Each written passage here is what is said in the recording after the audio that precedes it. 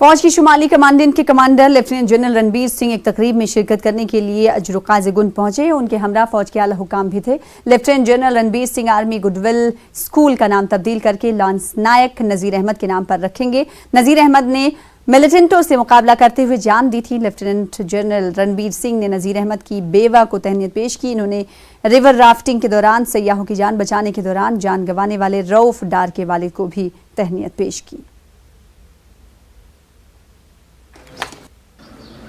आज का ये एक फंक्शन बहुत अहमियत रखने वाला फंक्शन है, क्योंकि आज हम इज्जत देना चाहते हैं अपने एक फौजी साथी शहीद लांस नायक नज़ीर अहमद वानी।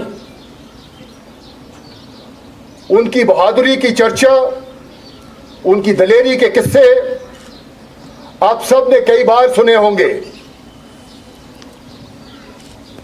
लेकिन उनको अपना कर्तव्य करते हुए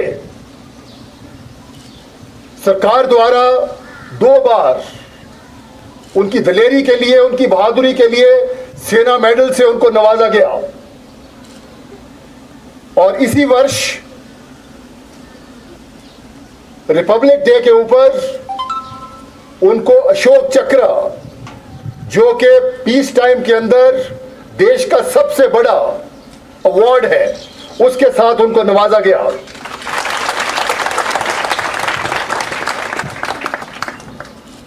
और हम सब के लिए ये फख्र की बात और भी है, क्योंकि शहीद लांस नायक नज़ीर अहमद वानी कश्मीर के पहले ऐसे सैनिक हैं, पहले ऐसे नागरिक हैं जिनको कि अशोक चक्र के साथ नवाजा गया है। बजट की पेशी से कबल वज़ीर आज़म नरेंद्र मोदी आज मुख्तलिफ माहिरीन के साथ मुलाकात कर सकते हैं। बताया जा रहा है कि मीटिंग में वज़ारत मालियात के 5 मुख्तलिफ महकमों के ओहदेदारान शामिल होंगे। मीटिंग में मुल्क की तरक्की और रोजगार को फरोग देने के लिए रोड मैप तैयार करने पर तबादले ख्याल किया जाएगा। इस मीटिंग के पेश नज़र GST कौंसिल की मीटिंग एक दिन के लिए टाल दी गई है।